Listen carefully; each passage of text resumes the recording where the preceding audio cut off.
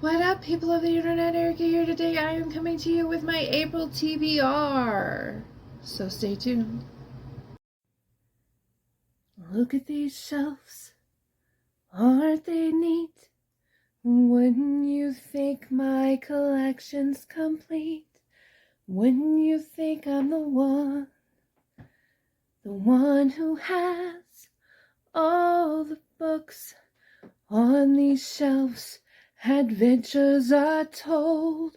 How many adventures can one shelf hold? Looking around here you think, sure, I've got all the books. Okay, people, it's not quite April yet. It's March 31st, but I wanted to get this filmed because I figured since I was filming my March wrap-up, I might as well go ahead and do my April TBR. So, I am going to go easy on myself this month, considering, for one, I don't know why I ever make TBRs, because I never stick to them. Very rarely do I ever stick to them. So for this month, I picked out some manga because Shay Geeks Out is doing that 30 and 30. And I wanted to take part in that, considering, well, one, I love manga, and I've been loving the mangas that I have been reading lately. And I got 15 volumes of Say I Love You right now. So I have volumes of 4 through 18. So yes, this will keep me busy.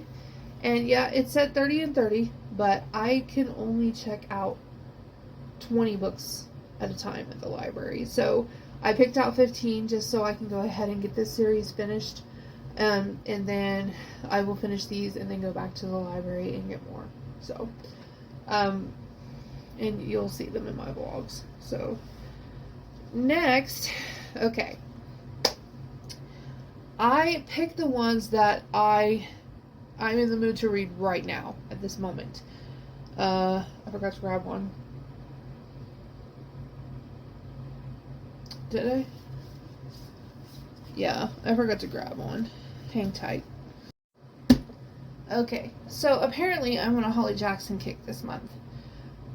I loved the first 2 books in A Good Girl's Guide to Murder series by Holly Jackson. And I never got around to reading book 3. So, book 3 is As Good as Dead. So this is definitely a potential. Like I said, I devoured Good Girl's Guide to Murder and Good Girl Bad Blood. So I don't see why it should take me very long to read this. So there is potential number 1. The second one is another Holly Jackson series, book, and it is 5 Survive. I am thinking about actually keeping time with this book. Of course, on a weekend when I'm off. So, I don't know yet. Considering I work now and it's going to be, and I really need my rest. So, I may not do that. But I'm thinking about it. So, 5 Survive. And this one, and apparently I have started it. I'm on chapter 2. Page 10. But 8 hours, 6 friends, 5 survive. I wonder, and that's one of the things that's drawing me to it. I want to know who's the one that didn't survive. So, Red Kenny is on a road trip for spring break with 5 friends. Her best friend and her older brother, his perfect girlfriend, a friend from school, and the guy Red wishes was more than a friend. But they won't make it to their destination. When their RV breaks down in the middle of nowhere with no cell service, they soon realize this is no accident. They have been trapped by someone out there in the dark, someone who clearly wants them dead. With 8 hours until dawn, the 6 friends must escape or figure out which of them is the target. But is there a liar among them? Buried secrets will be forced to light, and tensions inside the RV will reach deadly levels. Not all of them will survive the night. So, I'm intrigued. Okay, so these next 2 I wanted to do for a special video. which I'm still going to do, but I wanted it to be a secret video, but I'm just going to go ahead and tell you. I have never read a Colleen Hoover book. Ever. So I have decided I'm going to make a video of me trying out Colleen Hoover for the very first time. And I know she is very, very, very, very popular right now. I see her books everywhere. So I thought, I bought a couple of them and thought that I would give them a try. Now this one, I'm trying to remember what year it became one of the best books of the year. I can't remember if it was last year or the year before. I do not know. But I'm hearing a lot of great things about Layla too. And they say that Layla is not her typical style. Like this one here is more of like a suspense thriller. And this one, the majority of what she writes is like romance. So, I'm intrigued. So this one says, after serving 5 years in prison for a tragic mistake, Kenneth Rowan returns to the town where it all went wrong, hoping to reunite with her 4-year-old daughter. But the bridges Kenneth burned are proving impossible to rebuild. Everyone in her daughter's life is determined to shut Kenneth out, no matter how hard she works to prove herself. The only person who hasn't closed the door on her completely is Ledger Ward, a local bar owner and one of the few remaining links to Kenneth's daughter. But if anyone were to discover how Ledger is slowly becoming an important part of Kenneth's life, both would risk losing the trust of everyone important to them. The two form a connection despite the pressure surrounding them, but as their romance grows, so does the risk. Kenneth must find a way to absolve the mistakes of her past in order to rebuild a future out of hope and healing.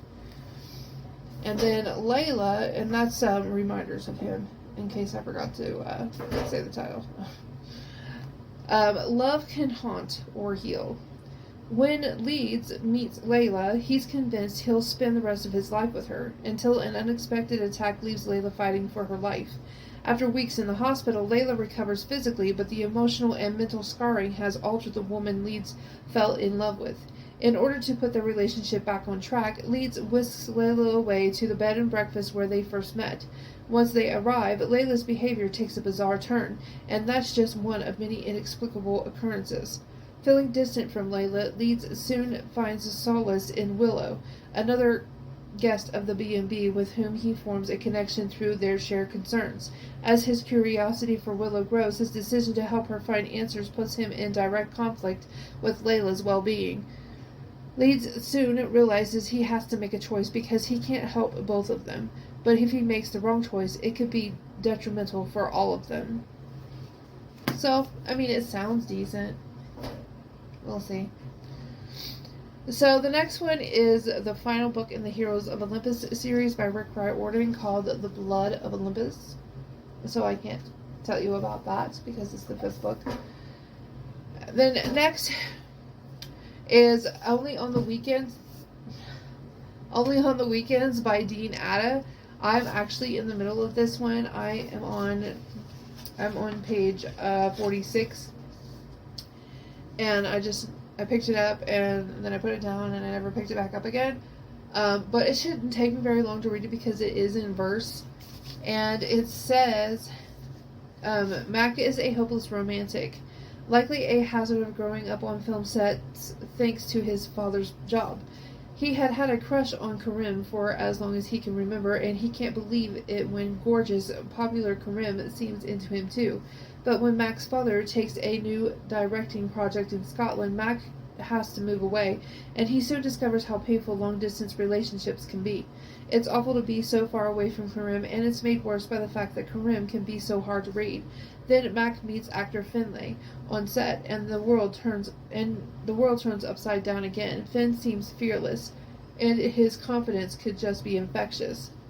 So, yeah, it's about self-discovery and first love and things like that. And, I read Black Flamingo and I really enjoyed that one, so I don't see why I shouldn't enjoy this one. And I was enjoying it, so I don't know why I put it down. So,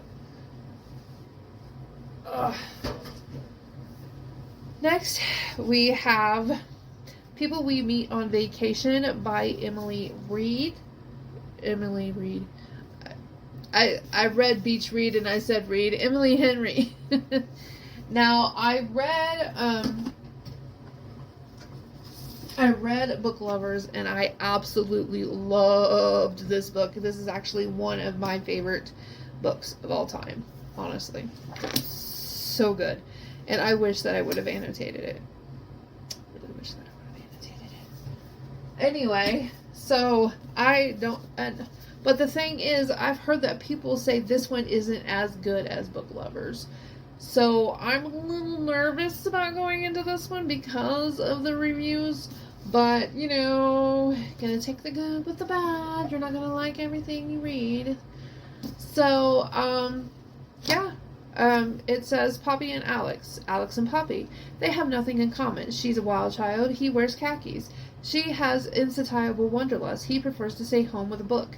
And somehow, ever since a fateful car share home from college many years ago, they are the very best of friends. For most of the year, they live far apart. She's in New York City and he's in their small hometown, but every summer for a decade, they have taken one glorious week of vacation together. Until 2 years ago, when they ruined everything. They haven't spoken since. Poppy has everything she should want, but she's stuck in a rut. When someone asks when she was last truly happy, she knows without a doubt that it was on that ill-fated final trip with Alex. And so she decides to convince her best friend to take one more vacation together, lay everything on the table, make it all right. Miraculously, he agrees. Now she has a week to fix everything. If only she can get around the one big truth that has always stood quietly in the middle of their seemingly perfect relationship. What could possibly go wrong? So, yeah, it sounds good already. So, yeah, I'm excited. And the last one that I want to get to, which I've already started, is going to be hard for me because it's already extremely sad. And I'm a very emotional person. And so, yeah. I'm only on chapter 5, page 25 of Pack Up the Moon by Kristen Higgins. So sad.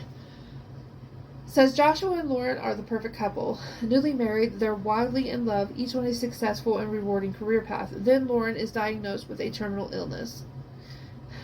I'm already sad again. Thinking about the beginning. Okay. As Lauren's disease progresses, Joshua struggles to make the most of the time he has left with his wife and to come to terms with his future, a future without the only woman he's ever loved. He's so consumed with finding a way to avoid the inevitable ending that he never imagines his life after Lauren. But Lauren has a plan to keep her husband moving forward, a plan hidden in the letters she leaves him. In those letters, one for every month in the year after her death, Lauren leads Joshua on a journey through pain, anger, and denial. It's a journey that will take Joshua from his attempt at a dinner party for family and friends to getting rid of their bed, from a visit with a psychic medium to a kiss with a woman who isn't Lauren. As his grief makes room for laughter and new relationships, Joshua learns Lauren's most valuable lesson. The path to happiness doesn't follow a straight line. So, yeah. And like I said, I'm already enjoying it, so yeah, these are the books that I definitely want to get to this month. I'm sure I will read more than that. So 1, 2, 3, 4, 5, 6, 7, 8, 9, 10, 11, 12, 13, 14, 15, 16, 17, 18, 19, 20, 21, 22, 23. And 15 of them are mangas. So, I don't see why it should be a problem to get through these books. But, I'm going to force myself to read these physically.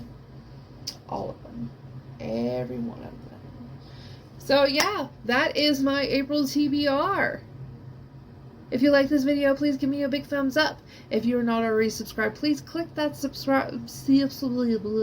Please.